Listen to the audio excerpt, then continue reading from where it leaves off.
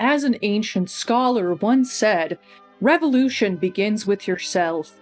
An egg broken from the outside is food, broken from the inside, it's new life.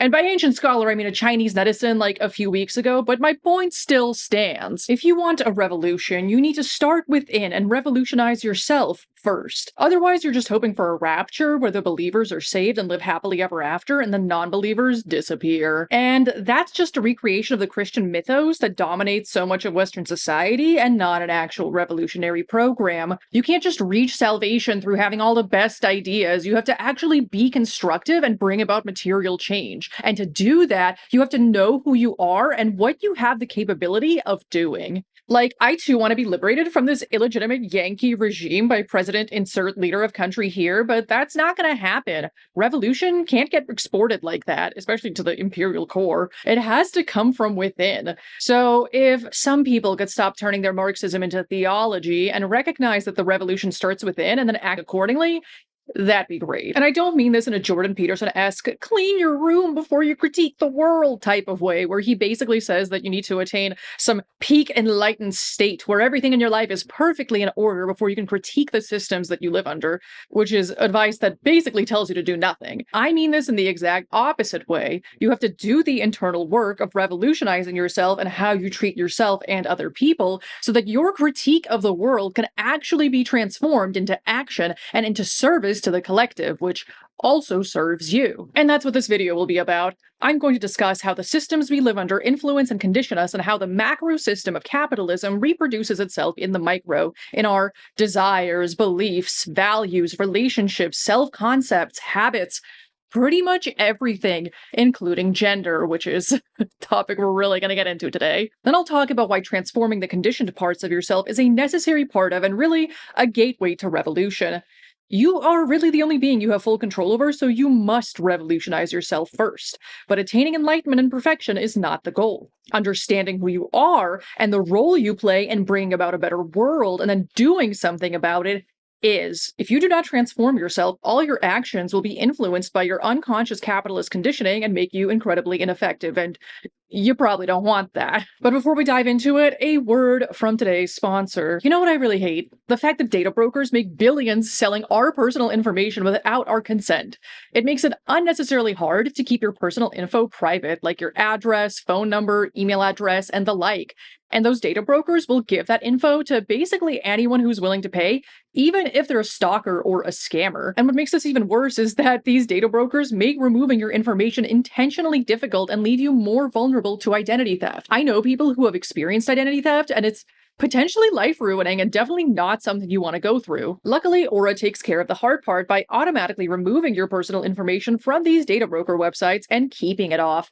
And not only does Aura deal with that pesky data broker problem, but it also includes real-time fraud alerts for credit and banking, 24/7 monitoring, a secure VPN, an antivirus, password manager, US-based customer support, and $5 million in identity theft insurance protection in case the worst happens. And all of these amazing cybersecurity features are available in just one app for an affordable price. I'm not leaving myself and my family vulnerable to data breaches and brokers, and you shouldn't either. You can try Aura for free for 14 days at aura.com/revolutionary. In those 2 weeks, Aura will get to work scrubbing your personal info from these data broker sites. Thank you, Aura, for sponsoring this video.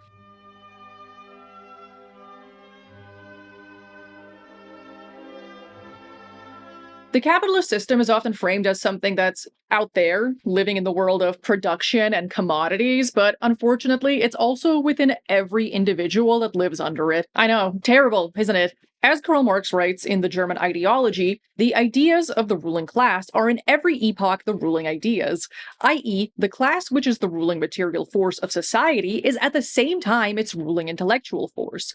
The class which has the means of material production at its disposal has control at the same time over the means of mental production, so that thereby, generally speaking, the ideas of those who lack the means of mental production are subject to it. Under capitalism, the private private ownership of the means of production, private companies compete to maximize profits and gain the biggest market share. Capitalism's profit motive incentivizes the maximization of profits, and if your company can't do that, it won't last very long. But if your company is able to get a lot of profit, then the private owner of it could easily gain political power by buying up newspapers, funding NGOs and nonprofits friendly to their interests, funding political campaigns friendly to their interests, and the like. For example, Jeff Bezos is super rich from owning the massive monopoly that is Amazon, that he was able to buy Washington Post and make it spew pro-capitalist propaganda to influence people into believing that the current order of things is natural and good. Because he benefits from it. Like, of course he would buy a newspaper, it's only logical. Pretty much every single mainstream news media outlet in the US, and probably in the capitalist West in general, reports the news from a pro-capitalist, pro-imperialist perspective, which isn't surprising because they're owned by private individuals like Jeff Bezos who benefit from capitalism. This is why the dominant ideas end up being the ideas of the ruling class. People who are against the capitalist ruling ideology that relies on exploitation of workers to function don't really have the capital and the political power to disseminate their ideas as far and wide as mainstream news media outlets can, or to enact material change by giving millions or even billions of dollars to causes or politicians friendly to their interests. Because under capitalism, gaining the capital needed to gain that much political power requires exploiting others. So if you're anti-exploitation, you won't get that sort of power. But if you're okay with exploitation, then the less you pay your employees, the more money for you. And the more money for you, the more companies you can buy to keep accumulating more and more wealth and using some of that wealth to make sure you stay in that position. And the best way to do that isn't through violence, but through ideology. It's by convincing people that you're in this position because you deserve it and you're just like the best and smartest guy. I mean, not that capitalists are really opposed to using violence, but that looks kind of bad, so they prefer to change your mind first, I think. And that's basically the logic of capitalism. And basically, if you want to learn more about how this applies to newspapers and the media, read Michael Parenti's Inventing Reality. It's way better than Noam Chomsky's Manufacturing Consent. And that's why Parenti is the Chad and Chomsky is the version. And all of this doesn't even get into how the US military partners with media companies to produce pro-US military propaganda that they just call films, like Top Gun or whatever. And then these US military propaganda films are disseminated globally, which is probably really handy for making it so that countries with a US military presence don't feel compelled to kick them out because these films portray them as good guys, because that's a condition of partnering with them on your film. Otherwise, they won't give you their stuff. Like, literally so much of what we know to be common sense or part of the common ground has been shaped by the capitalist ruling class who control pretty much every aspect of how society runs. The term common ground basically just means the things we expect other people to know that they expect us to know. Basically, the implied set of propositions that are considered to be true during communication. In Elite Capture, Olufemi Táíwò writes that common ground is just the informational aspect of the social environment that we build and rebuild with words and deeds. And when we successfully challenge the common ground, we are changing the social environment itself. In Marxist terms, the common ground can be thought of as the ideas and the things we view as factual within the superstructure that arises out of the capitalist economic base. The ruling capitalist class is able to maintain their cultural hegemony by essentially capturing this common ground in all the ways I outlined earlier, and more. That's why most Americans you talk to are going to be rabidly anti-communist, but won't be able to define what capitalism or communism actually are. They'll just be like, communism is when no iPhone, and capitalism is when commerce? No, Patrick, capitalism is not commerce. Mayonnaise is not an instrument. Anyway, all of this means that capitalist ideology is the water we swim in. We don't see it because it's always there, like the visual snow that I didn't realize I was seeing because, I don't know, I didn't know that seeing static and floating worms in your eyeballs wasn't normal. Looks normal to me, it's always been there. Basically, the dominant ideology is the gravity sucking us in, and the thing we move towards if we are not consciously aware of it and moving against it.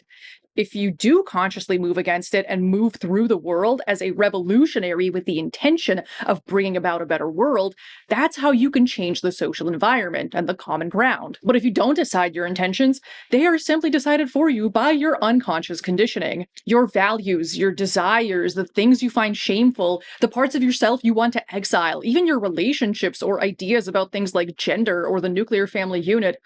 All of that is unconsciously shaped by the ideology around you. And if you want to build a better world, you have to start by deconstructing how that dominant ideology shows up within you.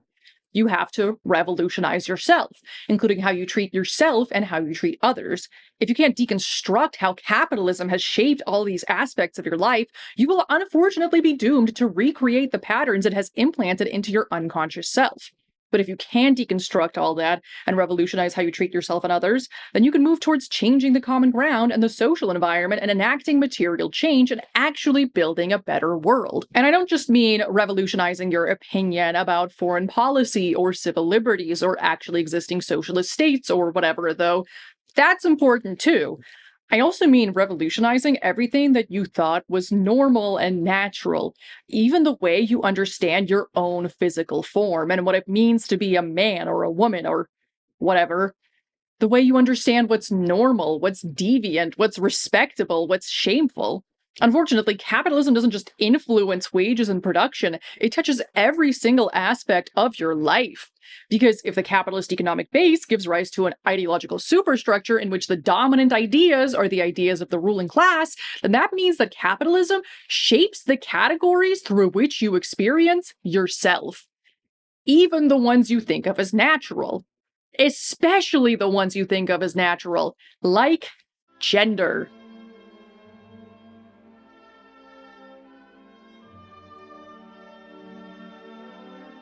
In his 2021 book, Decentering Queer Theory, Communist Sexuality in the Flow During and After the Cold War, gender studies scholar Bogdan Popa discusses how Eastern European communism had a different view of gender and sexuality than the Western world and Western queer and feminist theory. Like, literally, even our conception of something that seems as universal as gender is rooted in capitalism and the Red Scare.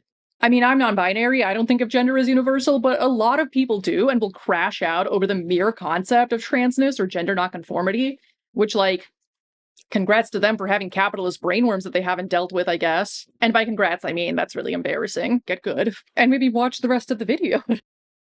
In the Soviet dialectical conception, men and women were not given as a material embodiment that was fixed and unchanging. According to a Marxist logic, they were elements in a mode of production that had to abolish capitalism continuously. Rather than taking for granted the power of given cultural ideas, Eastern European Marxists were fascinated by the possibility that they could produce new social norms.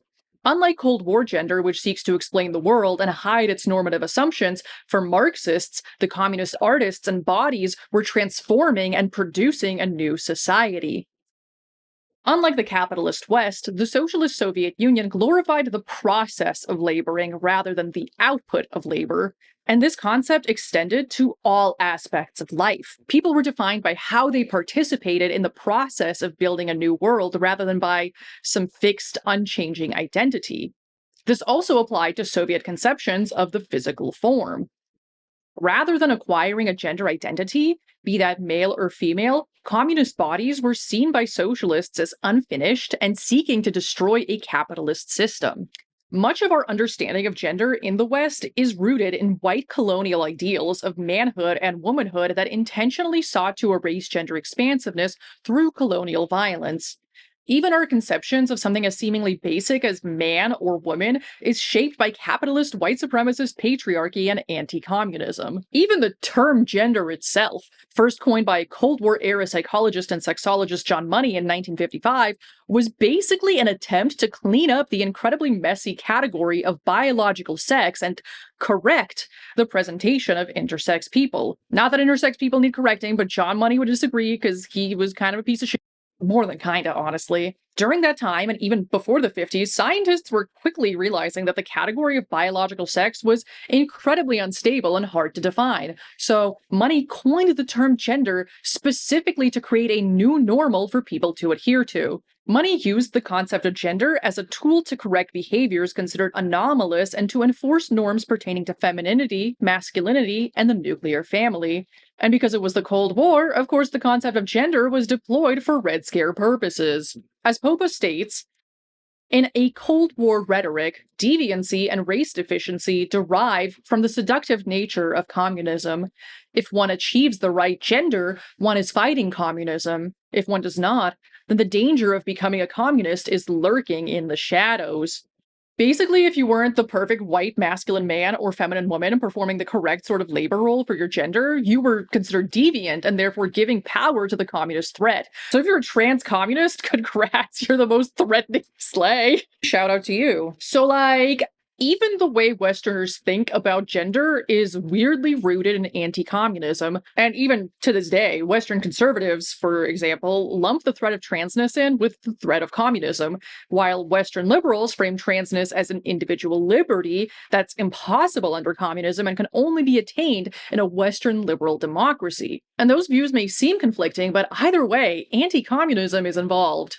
Because that's one of the backbones of Western liberal ideology and Western conservative ideology, which is basically liberalism. You might be like, Rev thought, gender is cool and all, but what the does that have to do with anything?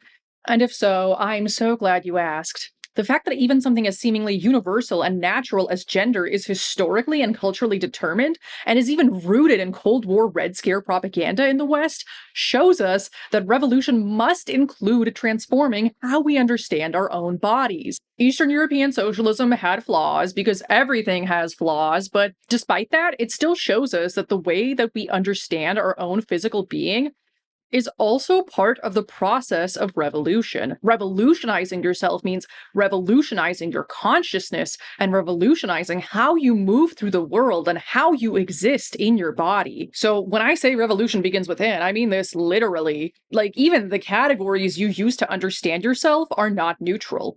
They were built under specific historic conditions, and if you don't interrogate them, then you might fall into the trap of defending them as if they're natural and allow capitalist ideology to reproduce itself through you. And do you want that? Probably not. If you're a trans communist, though. Congrats.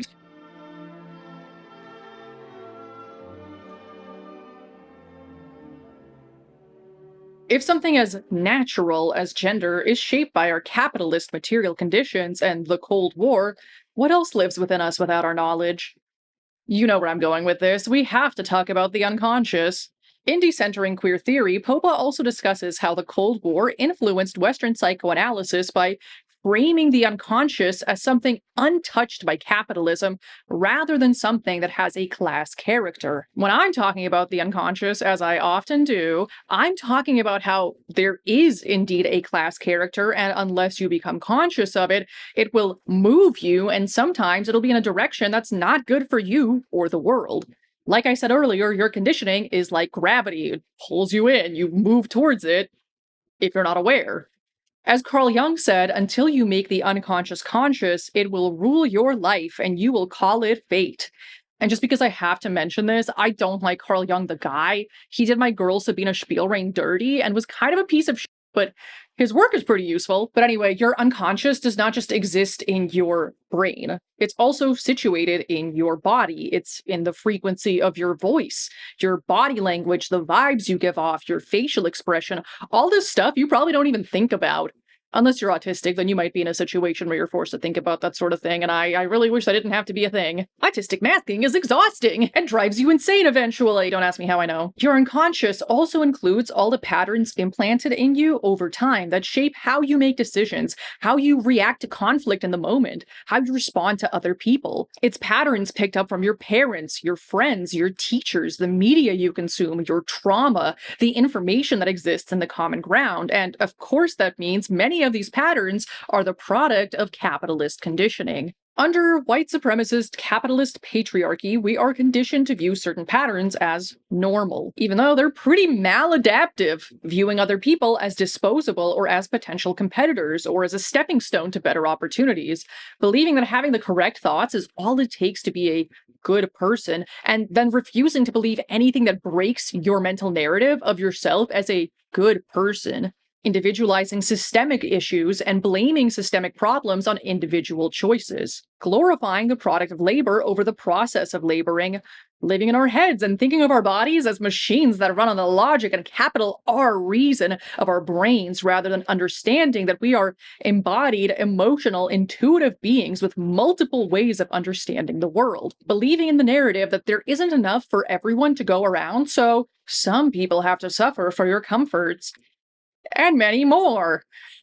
How many can you name? But as Bogdan Popa writes, The Marxist ideology cannot appropriate a body for a communist revolution if the body is not committed to a deep transformative change.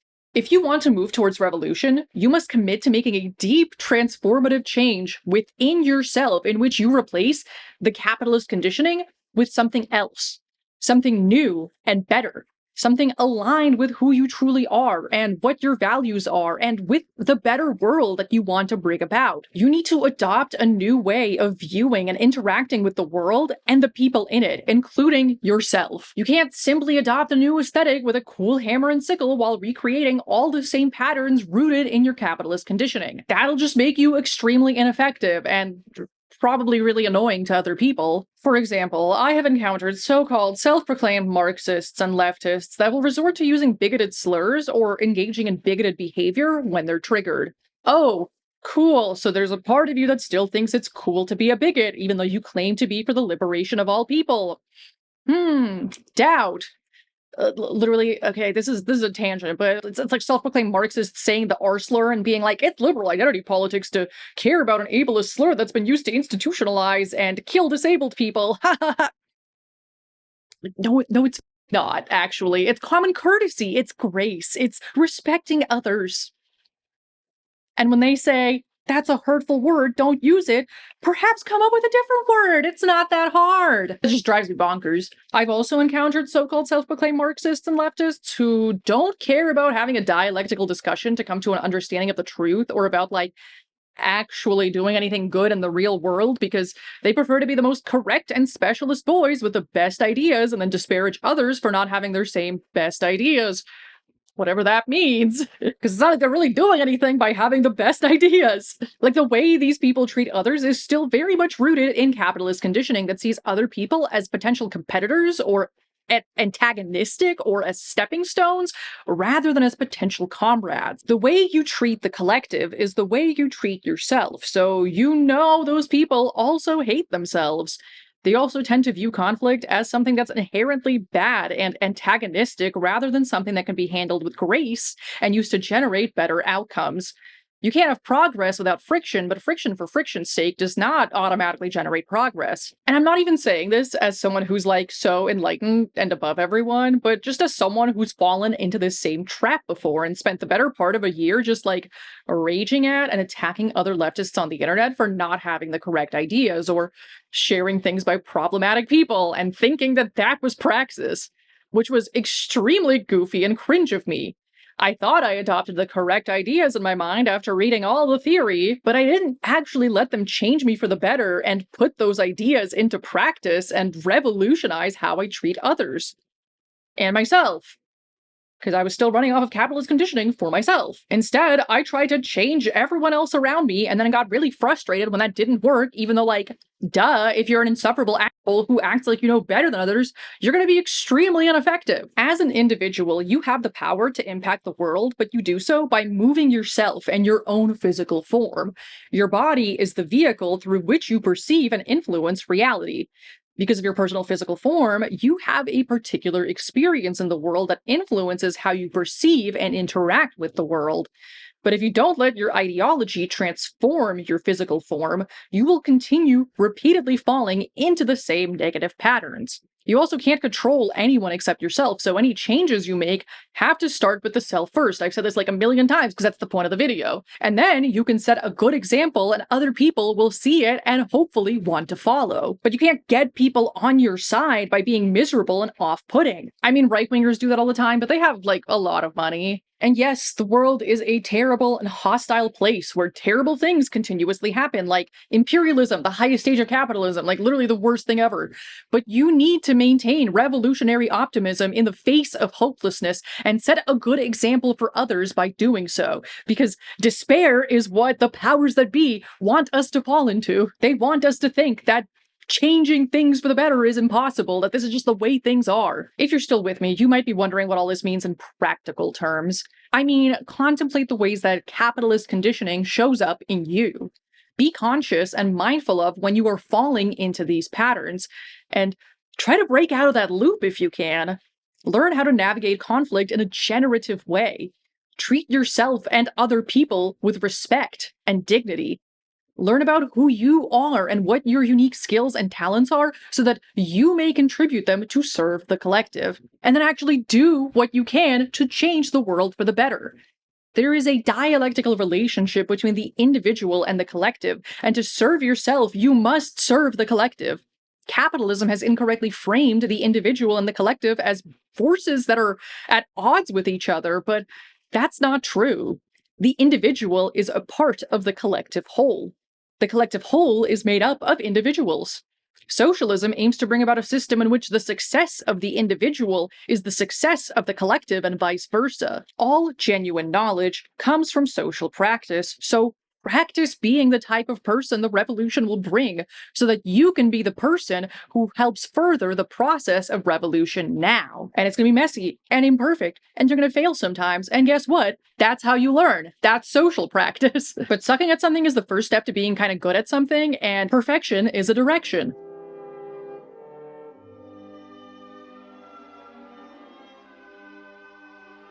In conclusion, the revolution does not arrive as an external force that saves you. You, the revolutionary, must become the person who builds it. You must be the person who is willing to create a new order of things, and that starts with revolutionizing everything about yourself.